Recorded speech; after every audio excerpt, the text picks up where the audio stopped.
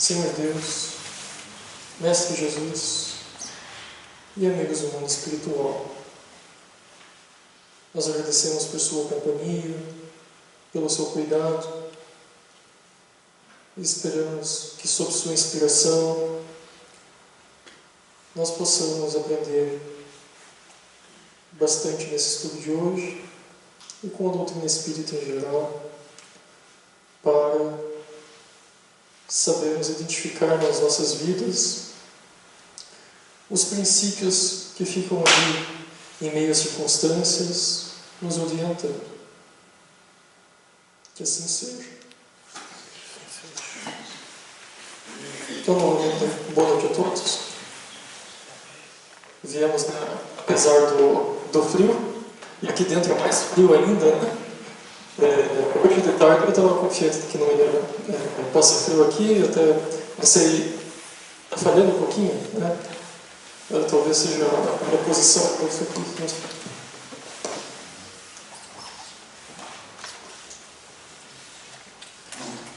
Bom, agora está falhando mesmo, né?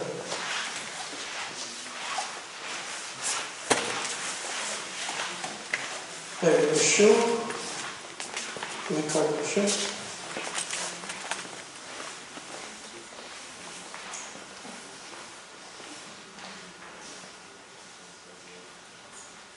Trocando pips.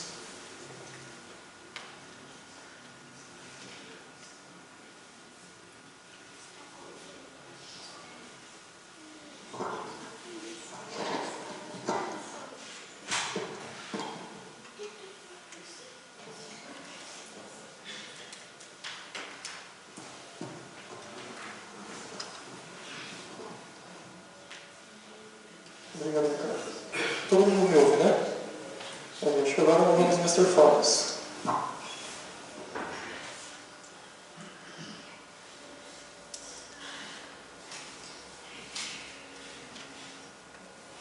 Eu estava falando sobre frio ainda, né? Não me perdi no conteúdo. Mas muito bem, vamos lá então para a nossa palestra de hoje. A minha proposta para hoje é um pouquinho diferente. Como o nosso tema coincide muito bem com o texto escrito por Allan Kardec, eu vi vantagem em fazer um estudo mesmo desse texto.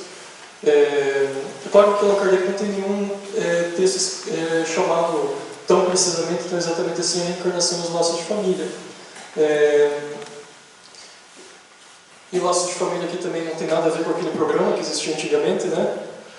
Só bem diretamente, né, para tentar prevenir talvez as coisas de caírem naquela baixaria toda, né? Então a gente vai ver um pouquinho de espiritismo para ajudar a gente a ficar bem orientado e bem equilibrado. Mas então Allan Kardec escreveu um texto chamado A Reencarnação Fortalece os Laços de Família, ao passo que a unicidade da existência os rompe. Então, aquele título ali que a assessoria doutrinária nos deu é meio que um bom resumo de tudo isso daqui, né? Reencarnação e os laços de família.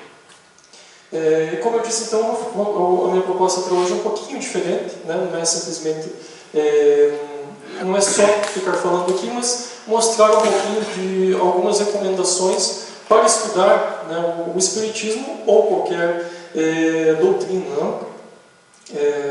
Alguns estudiosos costumam fazer distinção entre as chamadas,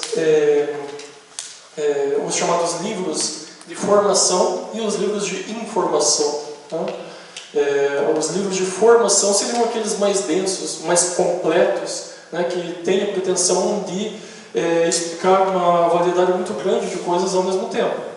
E aqueles livros de informação serão aqueles que vão tratar apenas de coisas mais específicas e às vezes até sem tantas pretensões, né? Não é o caso do Livro dos Espíritos aqui, ou do Evangelho segundo o Espiritismo, como é o nosso caso, porque os livros de Allan Kardec, em geral, principalmente aqueles 5 mais famosos, né, ou 6 mais famosos, se a gente inclui aí o que é o Espiritismo, eles têm aquela pretensão de dar um tratamento completo para certos temas de um modo mais ou menos geral, né? Então, o Livro dos Espíritos ele pretende tratar de absolutamente tudo que caiba, que seja pertinente ali ao espiritismo de um ponto de vista filosófico, o livro dos médiuns do ponto de vista prático, o evangelho de um ponto de vista moral. Então a gente vê como esses livros eles tendem realmente a ser mais completos assim. E a gente pode ir investigando, né? Por exemplo, no livro dos Espíritos, será que ele dá conta realmente de tudo que ele pretende explicar ou falta alguma coisa? Então nós podemos ir fazendo essas investigações, elas fazem parte do estudo. Mas um exercício bem específico do estudo, pelo menos do meu estudo, de muitos estudiosos, é o que eu vou mostrar para a gente hoje aqui, que não traz nada muito complexo, não complica as coisas, mas ao contrário, tenta simplificar as coisas, né?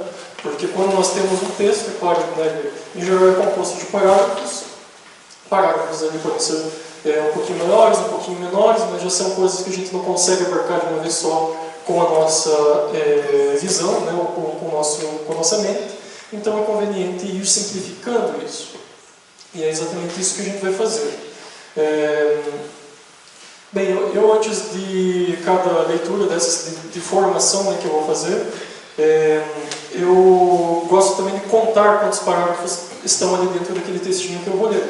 E nesse aqui, no caso, serão 11 parágrafos apenas que nós iremos ler, então, e aprofundar um pouquinho. Então, esse aqui é o primeiro parágrafo, né? Que está lá no livro no Evangelho segundo o Espiritismo, acho que no 4º capítulo, que ele fala sobre a reencarnação. Diz então Allan Kardec: os laços de família não sofrem destruição alguma com a reencarnação, como pensam certas pessoas. Ao contrário, tornam-se mais fortalecidos e apertados. O princípio oposto, sim, os destrói. Então aqui a gente já vê também logo uma característica do primeiro parágrafo, que ele dá uma ideia geral daquilo que vai ser tratado, né? Principalmente em Allan Kardec, né? Essa é uma recomendação geral para todo mundo que vai escrever, mas muitos autores eles não levam isso muito a sério. Allan Kardec leva isso a sério, porque ele é sempre bem rigoroso em ir sempre do mais simples para o mais complexo, né? Dando um ponto de vista mais geral e depois tratando de coisas mais específicas. Então essa é uma coisa que ele efetivamente faz aqui, né? Ele diz aqui, né, o princípio oposto, por exemplo, né, o princípio oposto os destrói. Ou seja, está dando uma formação gratuita do ponto de vista argumentativo. Por quê? Porque não está argumentando, né? Então, quando a gente fala alguma coisa sem um argumento qualquer, a gente está fazendo uma formação gratuita, que é o que a gente busca evitar, né, na filosofia, na ciência. E é por isso que, olhando isso aqui em Allan Kardec, no primeiro parágrafo, a gente já consegue dizer, olha, ele está lançando uma provocação para que nós detenhamos mais a nossa atenção nos próximos parágrafos. Então, indo, né, mais diretamente agora para o nosso exercício, né, que é um exercício que então, eu recomendo, nós vamos pegar a ideia geral desse primeiro parágrafo todo aqui e tentar resumir ele inteiro. Então, o que nós podemos dizer dele, né? Eu escrevi assim: os laços de família são fortalecidos na reencarnação, né? Dá uma ideia bem geral, não fala sobre uma visão de fora da reencarnação, mas já deixa até um pouquinho subentendido, né? E assim a gente consegue já até se antecipar, porque a gente vê que com o preenchimento desses próximos 10 itens, a gente vai ter uma visão um pouco mais geral de tudo isso.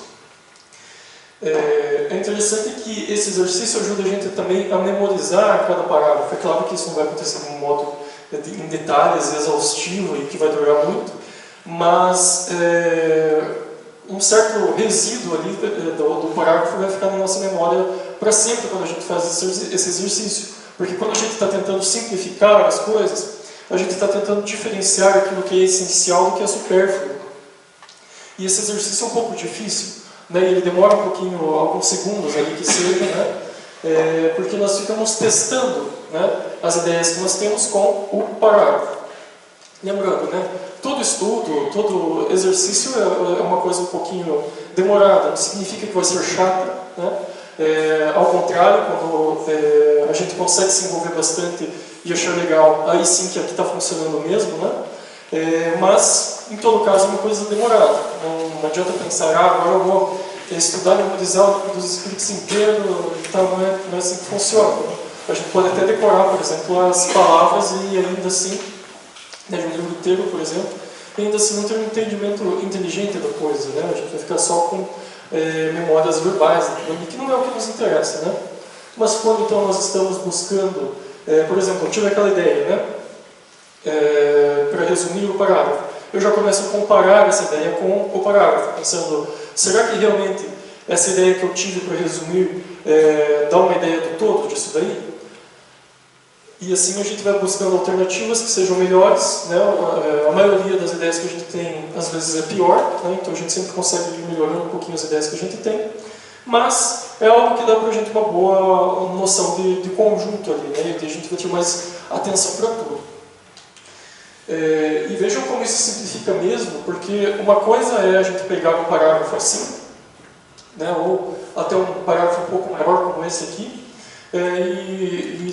né, sem esse, quer dizer, reconstruindo o que eu estava dizendo, né, é completamente diferente a gente pegar um parágrafo desse, sem essa ideia de, vou ali para a ideia principal.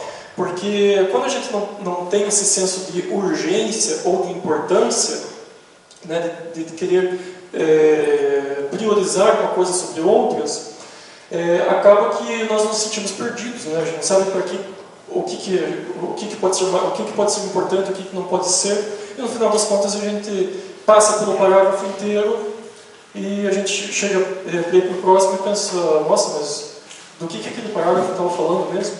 Né? Mas quando a gente tem essa ideia então de tentar priorizar uma ideia central ali, algo que nos leve ao resto das outras ideias, então a gente já vai ter um domínio maior, uma segurança maior. Então, essa é essencialmente a proposta nossa aqui.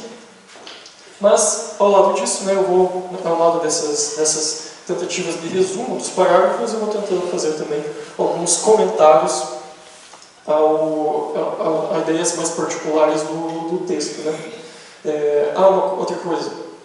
É claro que às vezes o parágrafo pode ser um pouquinho mais complexo e a gente não conseguir, né? A gente demora um pouquinho ali já, um pouquinho mais do que o conveniente, né? Porque também a gente tem que ter um certo bom senso para não ficar exagerando no tempo sobre cada reflexão.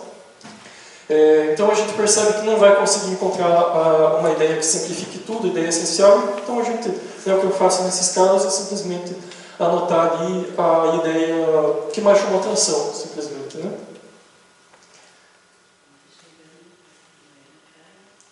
Bom, mas daí desse aqui, uma coisa que eu quero comentar, né, uma coisa de interesse, então, o texto está falando sobre reencarnação, é interessante a gente pensar que o Espiritismo dá para a gente, efetivamente, um entendimento bem seguro da reencarnação, e nós temos, hoje, até certo ponto, a gente pode dizer uma prova da existência da reencarnação. Lá no século XIX, quando Allan Kardec estava construindo o Espiritismo, ele, com o método dele de estabelecimento de uma autoridade da doutrina espírita, ele percebeu que a reencarnação precisava ser verdadeira, porque em diversas partes do mundo os espíritos estavam afirmando ela, né?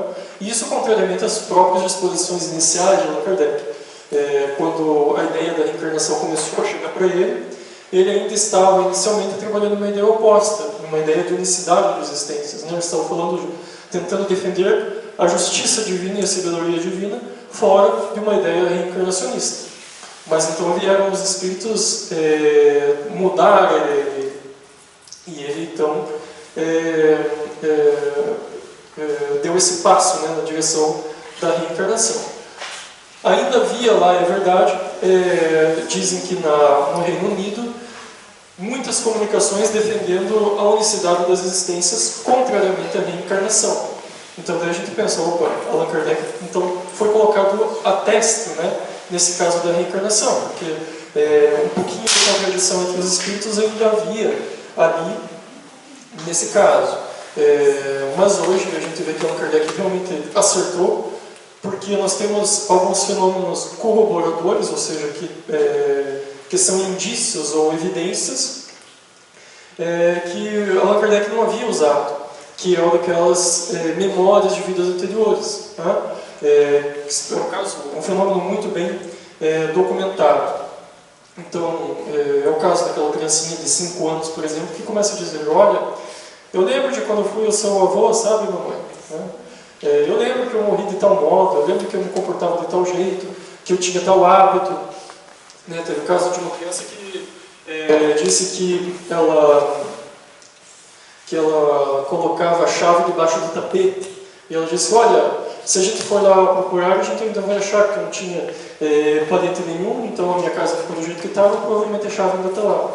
E essas verificações eram feitas. Né? Então, nesse caso em específico, eles foram lá até a casa e viram que realmente tinha uma chavinha ali embaixo do tapete, como eles estão dizendo, e vários detalhes também coincidiam. Então, era uma verificação importante e uma corroboração do próprio método de Allan Kardec. Né?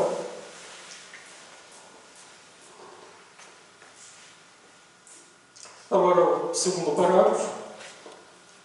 No espaço, os espíritos formam grupos ou famílias entrelaçados pela afeição, pela simpatia e pela semelhança das inclinações.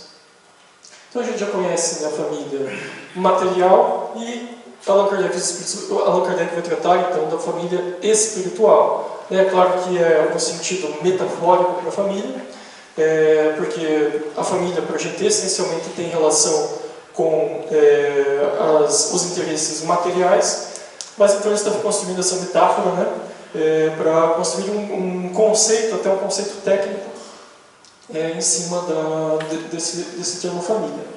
Sempre interessante lembrar, né, que no interior de uma doutrina muitas vezes vão se construindo termos técnicos, que são conceitos que são definidos lá dentro da doutrina. Né? Então nós poderíamos dizer que nós temos 3 graus de uso das palavras. No primeiro grau a gente tem as palavras naquele sentido sentido que a gente acaba assimilando e construindo localmente, por exemplo. Né? Na família, por exemplo, a gente entende por determinada palavra um certo conceito, ou num bairro, né, uma palavra significa uma coisa, numa cidade significa uma coisa, mas em outra cidade já significa outra. Né? Aí, num segundo grau de rigor, a gente tem a definição do dicionário, né, que deu já um pouquinho mais rigorosa, um pouquinho mais geral. E no terceiro grau a gente teria as exceções técnicas, né, que são aquelas que são dadas no interior de uma doutrina. Então, quando a gente se pergunta, por exemplo, o que é o espírito, a gente não pode responder, o espírito segundo o espiritismo, né, a gente não pode responder simplesmente com o uso do dicionário. A mesma coisa quando a gente fala de perispírito, reencarnação, porque essas palavras podem ser, às vezes, usadas por outras doutrinas ou por outras pessoas em sentidos que não são do espiritismo, e o espiritismo não pode ser responsável por essas ideias. Né? Eu já vi, por exemplo, pessoas falando contra o espiritismo, argumentando que no espiritismo a reencarnação não tem fim. Né? Mas, na verdade, isso não tem nada a ver com o espiritismo. No espiritismo, a reencarnação tem um limite. Né? A gente vai reencarnar até ser espírito puro. Né?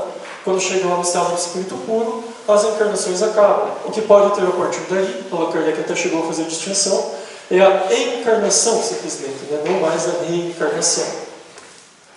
Então, a objeção daquela pessoa não tinha sentido absolutamente nenhum, né? Não tinha procedência nenhuma, porque ela não estava respeitando o conceito técnico de dentro do espiritismo. Isso não é próprio de uma doutrina científica ou filosófica. Até, por exemplo, astrologia ou, sei lá, na prática de tarô, qualquer coisa, a gente pode ver que certas palavras são usadas em sentidos mais específicos do que aquele que é usado pelas pessoas no geral, né? Fora daquela atividade. Ditosos por se encontrarem juntos, esses espíritos se buscam uns aos outros. A encarnação apenas momentaneamente os separa, porquanto, ao regressarem à erraticidade, novamente se reúnem como amigos que voltam de uma viagem. Então a ideia aqui de que os espíritos vão se reunir, né, vão acabando as vidas, né, daqueles membros de uma família, a família vai se reunindo de novo no mundo espiritual. às vezes a gente tem a ideia de que os espíritos encarnam muito imediatamente, né? Então, às vezes se preocupa pensando, puxa, mas será que quando eu desencarnar, minha mãe ainda vai estar lá? Né?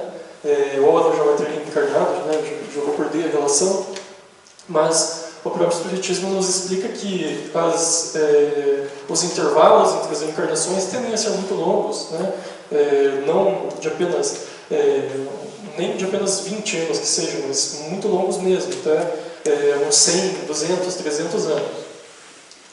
Mesmo porque os espíritos não gostam muito da encarnação, né? É um pouco incômodo. É a mesma coisa a gente ter que usar roupa pesada demais, né? Claro que no frio é confortável, mas se a gente imagina que é como se no calor a gente fosse forçado a usar muita roupa, a gente se sente pesado, né? É claro que nós aqui durante a vigília não percebemos isso, mas os espíritos sempre nos relatam que eles têm essa sensação de incômodo com a reencarnação. Até, principalmente porque eles perdem muitas de suas faculdades, né? Basta a gente lembrar, por exemplo, a memória, né? Que a gente esquece das coisas, os espíritos não esquecem das coisas, porque a nossa memória está condicionada a fenômenos cerebrais, né? Mas para os espíritos isso já não acontece mais.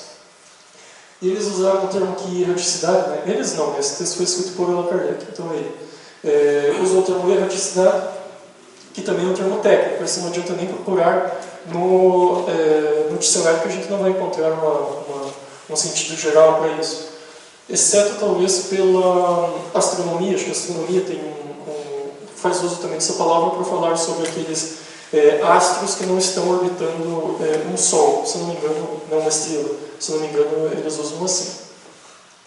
E por analogia, mesmo a astronomia, Allan Kardec usa esse termo para designar aqueles espíritos que não estão mais presos a um mesmo mundo, mas estão livres para transitar entre diferentes mundos, ou simplesmente livres da corporeidade. Então, ele até estabelece que existiriam 3 estados do espírito desencarnado.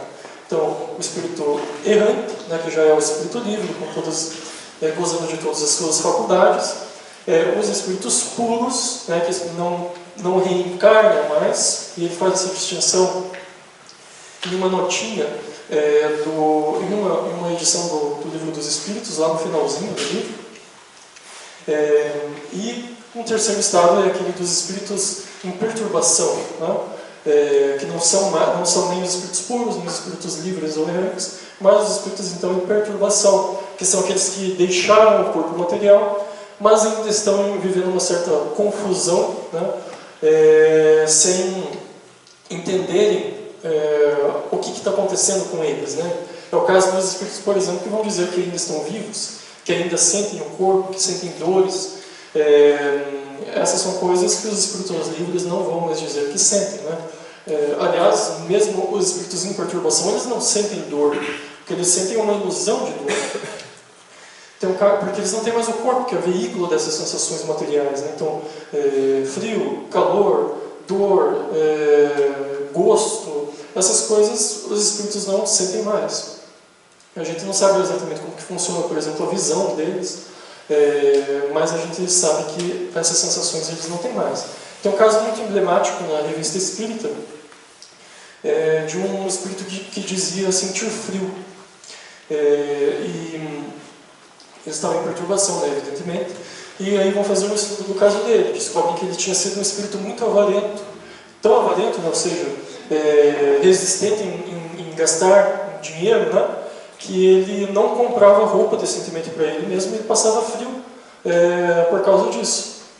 E aí um espírito protetor da Sociedade Espírita de Paris chega e observa, vejam como vocês não podem confundir o efeito com a causa, né? Porque o espírito também estava dizendo que sentia muita angústia. Só que o que observa esse espírito superior, então? Que a angústia era a causa daquela sensação de frio, né? E não a sensação de frio a causa da angústia dele. Então não é porque ele está sentindo frio lá que ele está sofrendo, não, ele está sofrendo moralmente. E por isso ele tem né, como ainda está na perturbação, ele faz aquela associação indevida, né,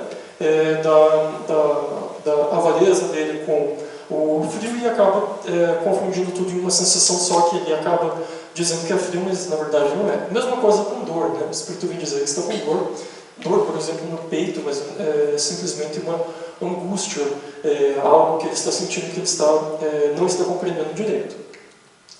É até nesse estado que o Espírito pode acabar dizendo que não há reencarnação, que há céu e inferno, que ele está em um céu, né? Então ele acaba fazendo essas expressões, né, muito imprecisas e improcedentes até. Então esse é o sentido aqui, né, de erraticidade. Muitas vezes até uns seguem a outros na encarnação, vindo aqui reunir-se numa mesma família, ou no mesmo círculo, a fim de trabalharem juntos pelo seu mútuo adiantamento. Isso aqui é interessante, né? Trabalharem juntos, né, pelo mútuo adiantamento. A gente observa que a família é um meio importante de incentivo e de estímulo, tanto a família material quanto a família espiritual, né? A gente pode pegar, por exemplo, o caso do Wolfgang Mozart, né? Compositor austríaco ou alemão, né? Dependendo da perspectiva, que ele nasceu numa família de músicos, né? E então ele teve ali todo o estímulo necessário para se desenvolver e se encantar pela música. Aliás, se encantar é estranho dizer, porque a gente não sabe dizer até que certo ponto um estímulo pode causar um encanto ou não, né? Mas então se envolver na música, né? Se progredir nela. Então a família foi importante para ele no começo do desenvolvimento dele. A irmã dele era uma pianista muito talentosa, de primeiro nível mesmo, tanto que se dizia que aos 11 anos de idade ela já tocava com grandes mestres da Europa.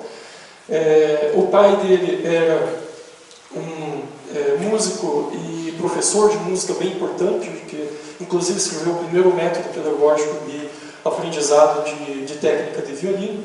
Então ele nasceu com uma família que realmente estava ali para estimulá-lo, né?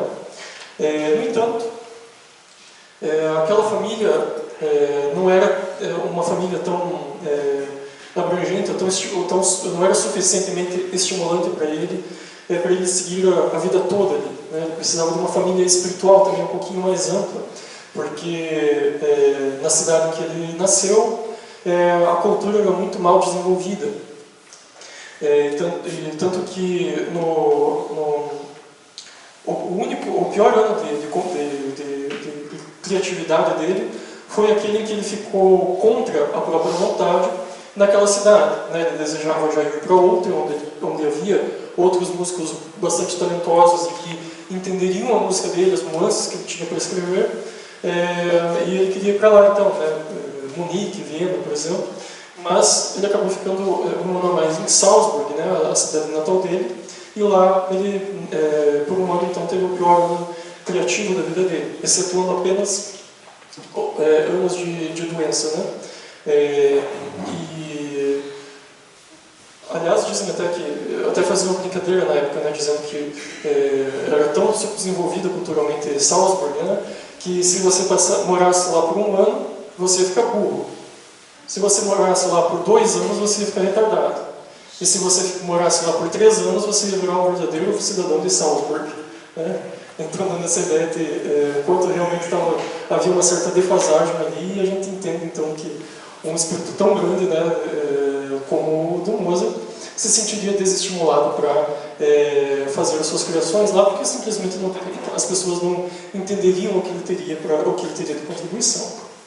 Então, essa é uma demonstração, né, da importância da família material e também da família espiritual, porque ele foi então atrás lá em Viena depois, né, de mais membros de uma mesma família espiritual por causa dessa simpatia que havia.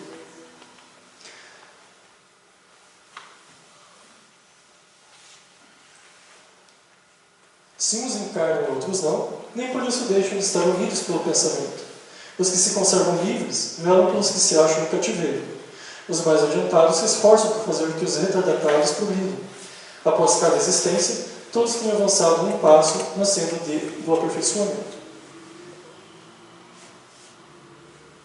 Os espíritos, eles gostam muito dessa expressão metafórica, né, de família, e eles até usam bastante. Então, até hoje em dia, né, tem muitas comunicações de espíritos falando de uma família de filósofos, por exemplo. Então, é muito comum evocar-se um filósofo e ele falar que ele pertence a uma grande família de filósofos que trabalham aqui pelo progresso terreno, né? Que ou acaba, né, encarnando ou simplesmente fica lá inspirando, né, aqueles que estão encarnados. Então, esse parágrafo todo aqui, eu acho que a gente poderia resumir como caracterização da família espiritual, né? Que é disso que o Allan Kardec está falando, né? É isso que ele está fazendo. Ele está dando características aqui da família espiritual, que não tem, então, aqueles interesses materiais, mas sim se forma pela afeição, pela simpatia, pela semelhança de inclinações. Cada vez menos presos à matéria, mais viva se lhes torna a afeição recíproca, pela razão mesma de que, mais depurada, não tem a perturbá-lo o egoísmo, nem os sombras das paixões. Podem, portanto, percorrer assim ilimitado número de existências corpóreas, sem que nenhum golpe receba a mútua estima que os liga. Então, né, eu já tinha falado antes daquele receio de desencarnar e não ver, por exemplo, a mãe no mundo espiritual, né? Mas mesmo que ela já tenha encarnado aqui, né, por exemplo, né, ainda vai haver uma relação. Isso por três motivos, né? O primeiro deles é pela mediunidade, né? Então, pela mediunidade a gente consegue ter em relação com aqueles que ainda estão no plano espiritual. Seja pela simples mediunidade não ostensiva, ou seja, pelas inspirações, né, como ele parece indicar aqui, como também pelas relações mais diretas, né, por psicografia, psicofonia, por todas aquelas formas de mediunidade que a gente conhece pelo espiritismo. E também pelo sono, né, porque quando a gente dorme, a gente está naquele estado de espírito e a gente consegue entrar em relação com espíritos desencarnados. Aliás, eu estou participando agora de um grupo um grupo mediúnico, e no começo do ano teve um caso bem interessante relacionado ao sono, né? Foi evocado o espírito de uma pessoa que era frequentadora de centro espírita, mas os membros do grupo não o conheciam, né?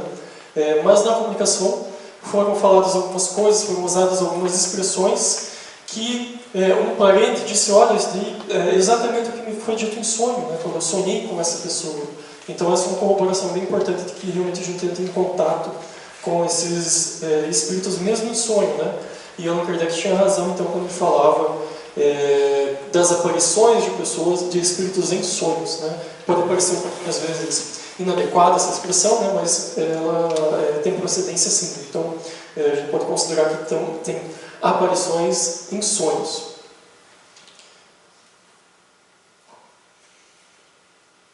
Aqui ele usa essa palavra aqui, paixões, né? Não tem nada a ver com o termo de hoje de dicionário, né? Você tem aquela paixão adolescente, né? Uma pessoa apaixonada por outra, mas sim um sentimento um sentido um pouquinho mais filosófico de sentimento, né? Ele é sinônimo de sentimento aqui. Paixão vem do latim passione, né? De onde vem também passividade. E é exatamente isso que ele designa, né? Essa afecção, então, é ser passivo de determinada coisa.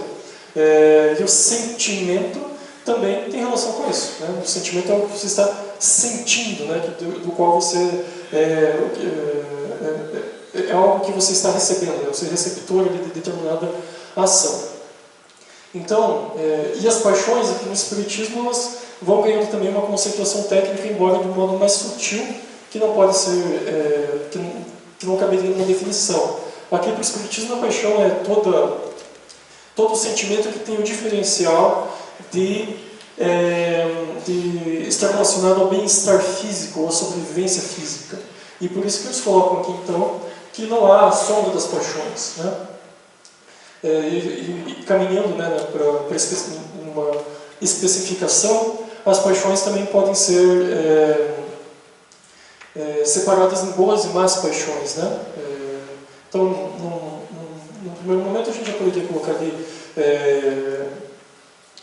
até a fome a gente poderia colocar, mas principalmente ali o que a gente considera hoje como um sentimento, então, ciúme, mágoa, inveja, raiva, também as boas, né? Alegria, admiração. E então a gente vai fazendo essas distinções de boas e de más paixões. E essa distinção é muito importante no Espiritismo porque esse é um conceito-chave na chamada escala espírita. Quando Allan Kardec, com os espíritos, vai fazer a distinção dos graus de adiantamento dos espíritos, ele estabelece que os espíritos da terceira ordem ainda experimentam más paixões. Os da segunda ordem, apenas boas paixões. E aqueles que são já da primeira ordem, pelo menos quando desencarnados, já não experimentam paixão nunca, né? Porque eles não têm mais, então, esses sentimentos que são oriundos das emoções materiais ou corpóreas. Então, são sentimentos os que o espírito puro tem, que a gente não consegue nem compreender direito, né? Então é feita essa distinção. Claro que alguns sentimentos que nós consideramos negativos, às vezes são importantes para o espírito encarnado. Então, como dizem os espíritos mesmo, algumas, mesmo por exemplo, o medo, a tristeza, o ódio, né, no sentido de repulsa, só no sentido de repulsa, podem ser experimentados por um espírito superior, mesmo por um espírito puro, enquanto encarnado. Né, porque são importantes esses sentimentos para ele se comportar ali na vida terrena. Imagine, por exemplo, que alguém não sentisse repulsa à doença, né? Ele vai ser imprudente, ele não vai tomar as medidas, as precauções necessárias para manter o corpo saudável, né? E às vezes pode acabar até perdendo a sensibilidade do que está fazendo bem ou o que está fazendo mal para ele. Então, tem esse conceito muito rico no Espiritismo, que é o conceito de paixões que é vantajoso a gente compreender. Tá. Então aqui a gente poderia resumir esse parágrafo como superioridade da família espiritual, né? Porque é disso que está falando, né? Mostrando que a família espiritual não tem essas limitações, essas dependências, né, ou condições um pouquinho inferiores da vida corporal.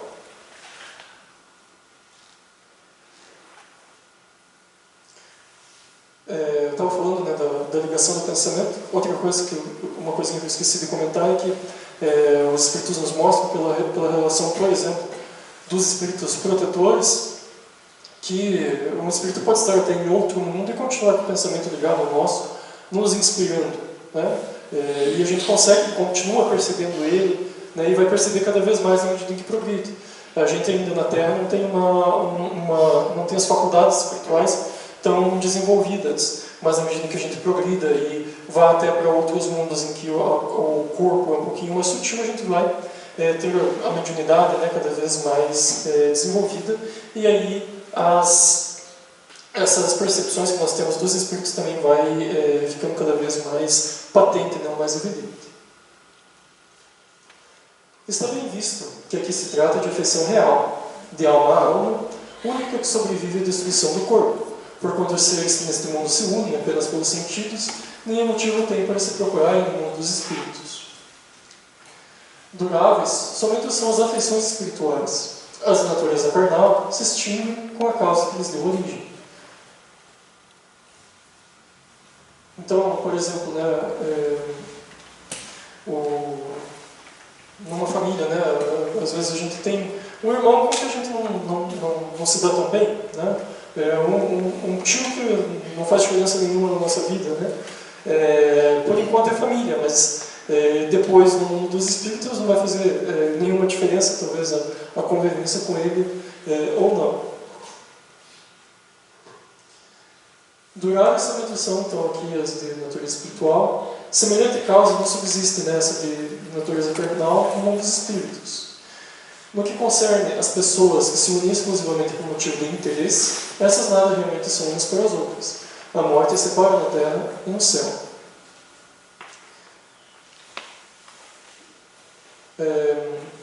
Eu não sei, não me lembro. Tá. Mas é claro que, né, eu estava falando ali do tio, mas é claro que, né, no mundo aqui a gente vai aprendendo a se amar. E essa é uma função da família também, né? Então, nos irmãos, como eu tinha mencionado, principalmente, às vezes brigam o tempo todo, mas aquela convivência constante acaba fazendo com que aprendam a se gostar um do outro, né? Pelo menos se isso acontecer em um prazo médio ali, né? Porque às vezes brigam depois que já são adultos, cada um vai para um lado e acabam não se entendendo nunca mais. Infelizmente acontece, né?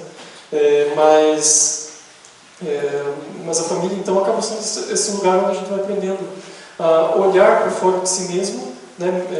Para as diferenças também, e ir aprendendo a gostar dos outros. Esse interesse aqui naturalmente se refere ao interesse material de riqueza, né? Que é claro que não vai ser um motivo de simpatia que perdure no mundo dos espíritos. Então aqui, simplesmente, né, a durabilidade das afeições, é disso que ele está falando, né? Das afeições segundo a matéria e segundo as afeições espirituais. A união e a afeição que existem entre pessoas parentes são um índice de simpatia anterior que as aproximou. Um índice, né, não é uma prova. É importante a gente sempre fazer a distinção, né? Então, às vezes tem, por exemplo, pessoas que dizem quem tem autismo, quem tem uma síndrome, quem tem tal coisa, na vida anterior necessariamente era de tal jeito. Não, né? Jamais que com o espiritismo a gente pode dizer uma coisa dessa. No máximo, né? Nesse caso até é muito difícil, mas no máximo a gente vai conseguir dizer que existe um indício de alguma coisa. Né? Então, aqui, por exemplo, a gente pode pensar numa exceção. Então, a gente tem um parente lá que acaba sendo também um amigo muito grande, mas é a primeira relação que a gente tem com ele naquela família, está conhecendo ele agora. Né? E a família, aliás, tem essa característica de agregação, né? A gente tem exemplos na história de famílias que, por exemplo, famílias nobres, né, da Idade Média, às vezes tendiam a fazer casamentos dentro da própria família para não compartilhar, para não perder a riqueza, para não desconcentrar a riqueza. Mas a gente sabe o que isso dá, né? Resulta em deficiências genéticas importantes. Né? Daí vem que, falando-se de alguém cujo caráter, gostos e pendores nenhuma semelhança apresentam com os dos seus parentes mais próximos, se costuma dizer que ela não é da família. Isso acontece em talvez 3 sentidos, né? No sentido bom, pelo menos de um certo ponto de vista, quando a gente diz, nossa, aquela pessoa é muito melhor que aquela família na qual ela nasceu, né? A índole é boa, diferentemente do resto da família, é estudiosa, diferente do resto da família, né, por exemplo. Então, esse seria um sentido relativamente bom, né? Um sentido mau, a gente pode pensar ao contrário, né? Então, é a pessoa que nasce numa família boa, mas com uma índole má, né? com maus pendores. E também, a gente pode dizer isso em um sentido mais neutro, mas simplesmente se aplicando aos interesses, né? Então, por exemplo, eu falei lá do Mozart, né? Que era músico, que nasceu numa família de músicos. A gente poderia imaginar também um espírito que nascesse ali com uma grande veia para atividades intelectuais, né, para os musicais. Então, nesse sentido, a gente também poderia dizer que parece que não é da família, porque simplesmente ele tem gostos muito diferentes. Né? Dizendo-se isso, enuncia-se uma verdade mais profunda do que se supõe. Deus permite que nas famílias ocorram essas encarnações de espíritos antipáticos ou estranhos, com o duplo objetivo de servir de prova para uns e para outros, de meio de progresso. Assim, os maus se melhoram pouco a pouco ao contato dos bons e por efeito dos cuidados que se lhes dispensam. O caráter deles se abranda, seus costumes se apuram, as antipastias se esvaiam. É desse modo que se opera a fusão de diferentes categorias de espíritos, como se dá na Terra com as raças e os povos. Né? Então, essa característica, né, de mistura, de combinação, de agregação da família, que vai até causando, por exemplo, a miscigenação, como o Kardec coloca aqui, mas também, do ponto de vista espiritual, a mistura de espíritos em diferentes graus de adiantamento.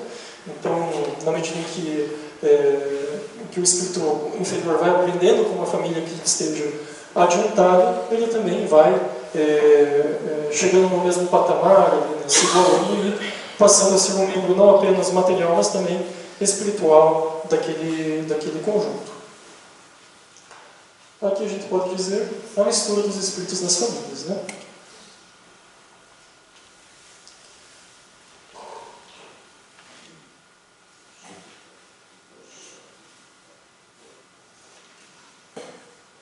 O temor de que a parentela aumente indefinidamente, em consequência da reencarnação, é de fundo egoístico.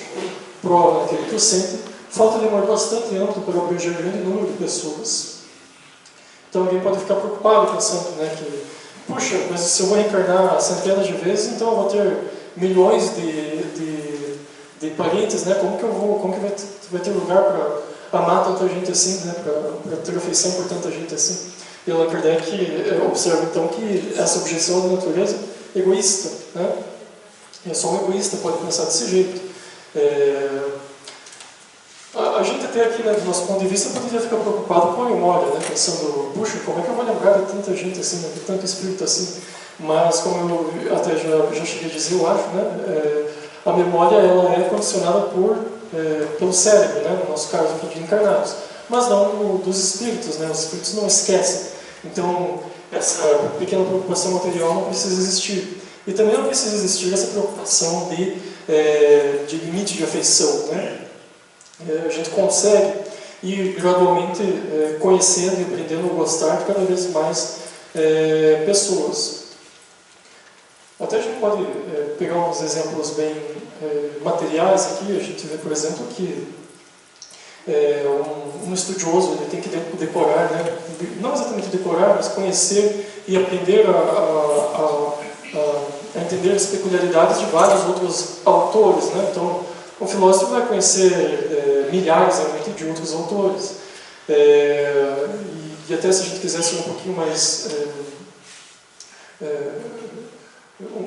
pensar num caso um pouquinho mais próximo, até a gente pensa, por exemplo, em quem gosta de futebol, né, que não esquece nunca um jogador. Então, pensa lá num nome qualquer e já lembra, já diz na hora, né? Ah, esse daí é lateral direito do time tal, né? Jogou para o time tal, se transferiu de tal time para tal outro. Então, quando existe um certo envolvimento, ali,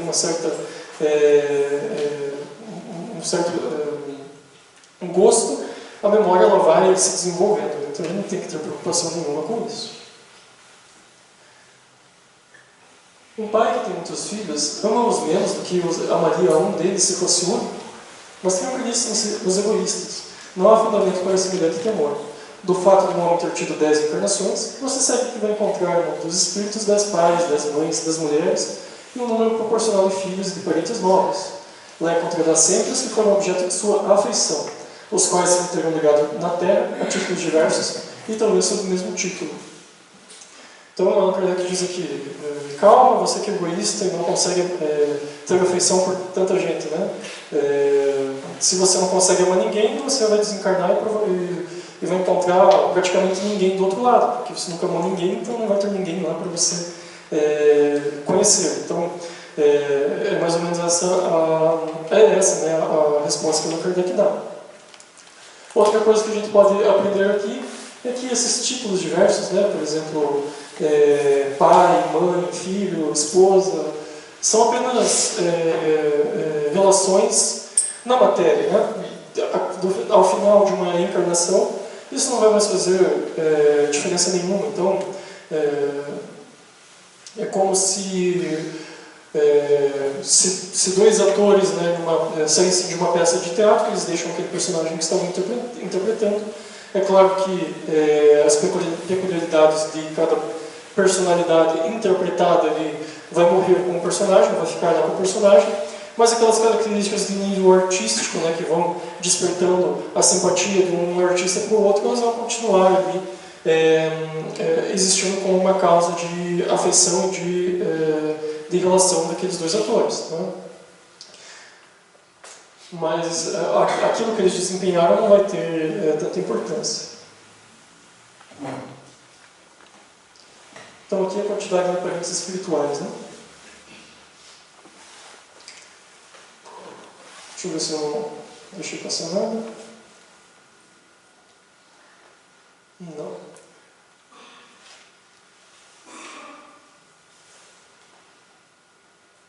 Bom, outra coisa que a gente pode especular, né, que quando a gente vai para o mundo espiritual, tendo essa grande quantidade de relações, é muito provável que exista uma certa organização, né, para que se consiga periodicamente ver cada um desses espíritos com os quais nós entramos em relação. Tá? Então, assim como a gente periodiza os encontros que a gente tem aqui, então de vez em quando a gente sente vontade de ver determinado amigo, provavelmente assim é também lá no mundo espiritual. Vejamos agora as consequências da doutrina antirreencarnacionista. Ela necessariamente anula a preexistência da alma, sendo estas criadas ao mesmo tempo que os corpos, nenhum laço anterior há entre elas, que nesse caso serão completamente estranhas umas às outras. O pai estranha seu filho. A filiação das famílias fica assim reduzida à só filiação corporal, sem qualquer laço espiritual. Não há então motivo algum para quem quer que seja glorificar-se divertido por antepassados, tais ou tais personagens ilustres. Com a reencarnação, ascendentes e descendentes podem já se ter conhecido, vivido juntos, amado, e podem reunir-se mais tarde a fim de apertar entre si os laços de simpatia. É engraçado que teve um correspondente de Allan Kardec, lá na época, que escreveu para ele preocupado, dizendo: olha, eu tenho aqui a genealogia da minha família que mostra que eu sou descendente de tal pessoa ilustre lá do século tal. Mas como que fica isso, então, se eu já posso ter participado de uma outra família? Né? O sujeito estava indignado. Né? E Allan Kardec disse para ele: olha, eu sinto muito, mas pela reencarnação, realmente, a notícia para você, desse ponto de vista, não é boa. Né? Realmente, você pode ser até estranho, completamente estranho à sua família, e o sangue simplesmente não tem relevância nenhuma, né, não tem importância nenhuma para se considerar.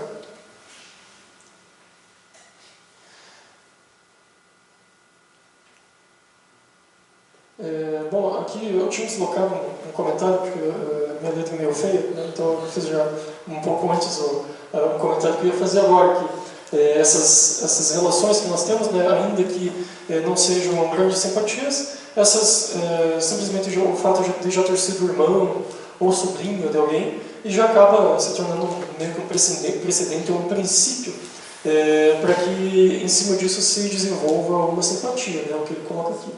Com a reencarnação, podem reunir-se mais tarde e apertar em laços de simpatia. Então aqui as raízes profundas da família, né, segundo a reencarnação. E ao contrário, né, a superfluidade ou a fraqueza, né, dos laços de família fora da reencarnação.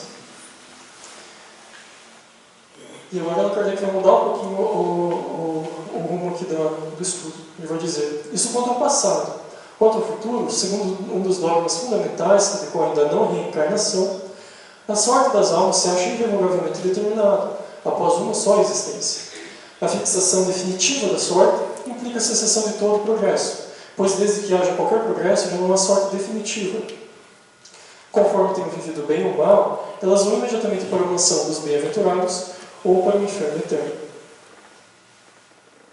Então aqui Allan Kardec lembra que fora da reencarnação, não só a família pode acabar simplesmente, né, do ponto de vista materialista, mas se a gente pensa de acordo com certas religiões, a gente vai ter, por exemplo, o céu e o inferno, né, que vão acabar separando definitivamente certas famílias. Então, quem acredita nisso tem razão mesmo para ficar triste e para chorar a perda de entes queridos, porque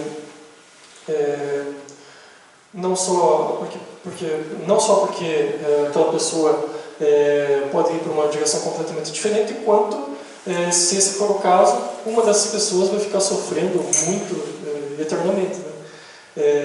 Embora tenha alguns estudiosos que defendam, né, nessas religiões que, pela compreensão de que as coisas são assim por vontade de Deus, quando as almas bem-aventuradas virem o sofrimento das almas infelizes lá no inferno, elas vão ficar muito felizes com isso, né?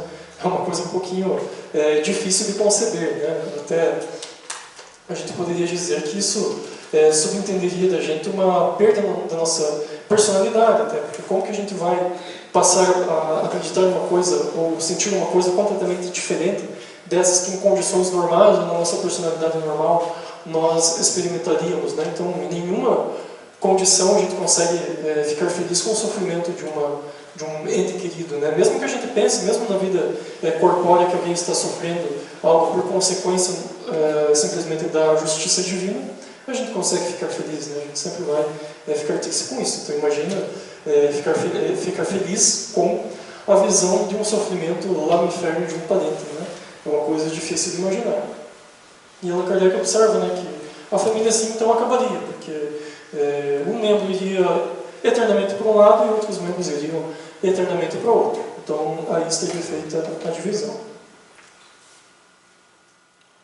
Então a finitude do progresso sem a reencarnação. Ficam assim imediatamente para sempre, separados e sem esperança de tornarem a juntar-se, de forma que os pais, mães e filhos, maridos e mulheres, irmãos, irmãs e amigos, jamais podem estar certos de se verem novamente. É a ruptura absoluta dos laços de família. Então aqui, Allan Kardec enfatizando um pouquinho, né? Então a finitude da família sem reencarnação. Isso eu tinha dado o princípio, na verdade, no número 8, né? A finitude do progresso. Ele fala depois, né? Sem o progresso não existe também continuação da família. Com a reencarnação e o progresso que ela dá lugar, todos os que se amaram tornam a encontrar-se na Terra e no espaço e juntos meditam para Deus.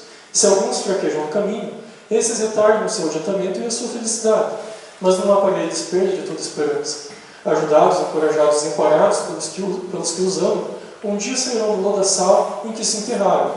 Com a reencarnação, finalmente, há a perpétua solidariedade entre os encarnados e os desencarnados, e daí, estreitamento dos laços de afeição. Então, a Kardec observa que com o progresso, com a reencarnação, a família pode durar para sempre. E mais do que isso, ela pode até se aperfeiçoar, se desenvolver, preencher certas lacunas, porque nós reconhecemos sempre, observando o nosso passado, principalmente quando nós perdemos um ente querido, que nós não demos a ele toda a atenção necessária. Né? Nós pensamos, puxa, como eu tratei mal, eu poderia ter aproveitado tão mais aquela companhia, né? Se eu tivesse, né, a maturidade de hoje e tal. Com a reencarnação, com o progresso, a gente vê que essas lacunas vão sendo preenchidas, a gente vai aprendendo a amar cada vez mais os outros, a dar mais atenção, a ser cada vez mais útil.